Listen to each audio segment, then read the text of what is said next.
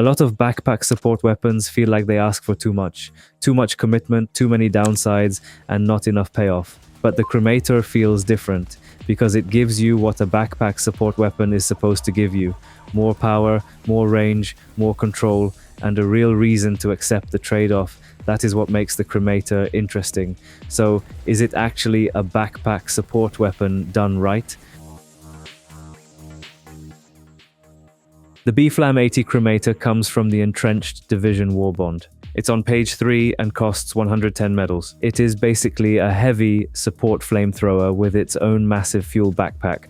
That also means the backpack is not optional. Without it, the weapon is useless. And even though it has 500 ammo, that is really 500 units of fuel, which is why it is harder to actually feel the ammo count while using it. Unlike the maxi gun, you can still move while firing, which already makes the Cremator feel much smoother to use. But be careful, if you dive or move forward while using it, you can catch on fire. One more thing that really helps the Cremator is a previous update that improved how fire works. Fire now causes panic and confusion on many enemies, so smaller and medium targets can briefly lose control and start attacking randomly instead of focusing you normally.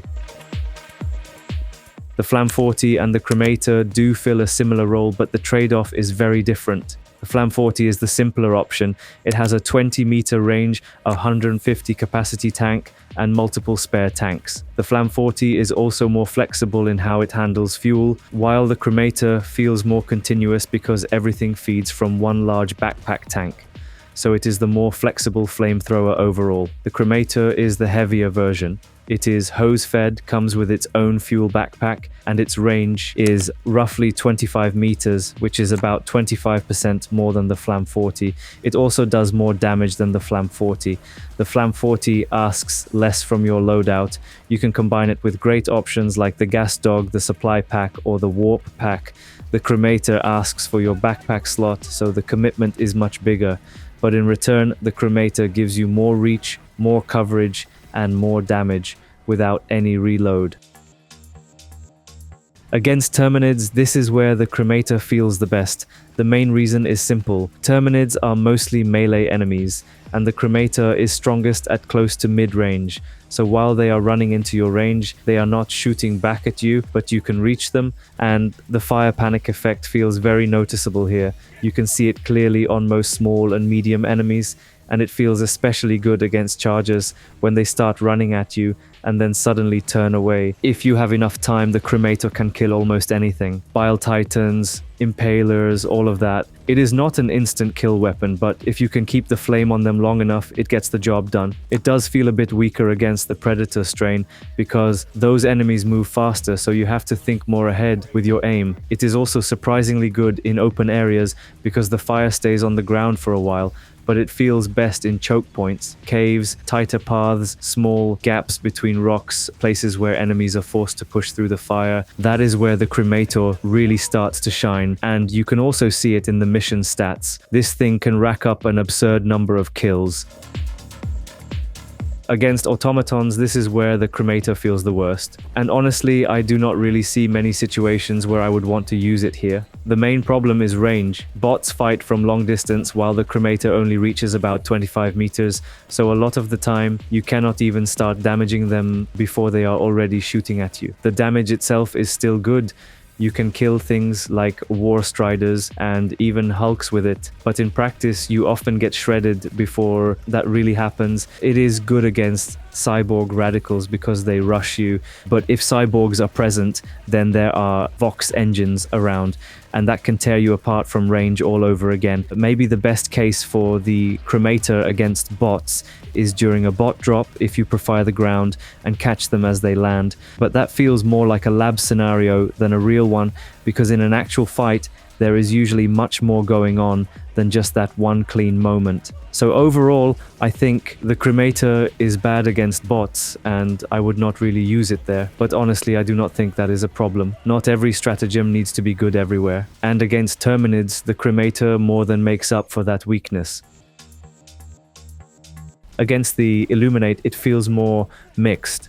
A lot of it depends on which enemies you are actually fighting. In general, the Cremator can kill almost everything here, it just needs time. It feels especially strong against melee enemies like flesh mobs because they have to run straight into the fire. It can even kill harvesters, but against them, you usually need to dodge first and keep the flame on target long enough. That is why the Cremator feels best against the mindless masses subfaction. That subfaction is built much more around melee enemies, especially votaless and flesh mobs, and the Cremator is extremely good at clearing both. Against appropriators, it is still usable, but it feels weaker. The reason is simple: there is more ranged enemies there. Enemies like the Gatekeeper make it much harder to stay in control, and even though Overseers die pretty easily to the Cremator, it becomes much less comfortable once there are many of them shooting at you. So overall, I would call the Cremator top tier against mindless masses. Against the other Illuminate subfactions, I think it is still okay, just not nearly as dominant. Of course, the biggest restriction is that you cannot bring another backpack, but outside of that, there are no real must-haves. Gas is a very good option. If someone on the team brings a gas dog, or if you bring gas grenades yourself, that can work really well with the Cremator because the gas tick damage and the fire tick damage stack together. Stun grenades are also very good because they hold enemies in place and make them much easier to burn down. I also like the arc grenade for a similar reason. It can stun enemies too, and stunned enemies are much easier to keep inside the flame. On top of that, I would also recommend sentries, especially if you want more angles covered at once. You also need some kind of demolition weapon, something to close bug holes or destroy Illuminate ships. Good examples would be the crossbow, the ultimatum, or the grenade pistol, and I would also bring something for very close range, because if enemies get right into your face, the flame can easily catch you too. So having something like a shotgun as a backup can help a lot. And if you are still getting used to the Cremator and sometimes end up setting yourself on fire, I would also recommend an armor passive that helps you survive longer. Something like Medkit is good for general survivability, and if you want something more direct, then the inflammable passive is great too, because it reduces the fire damage you take yourself. So is the Cremator a backpack support weapon done right? I think yes, because the trade-off actually makes sense. You lose your backpack slot, but in return, you get a real upgrade, more range, more damage, more coverage, and much better crowd control than the Flam 40.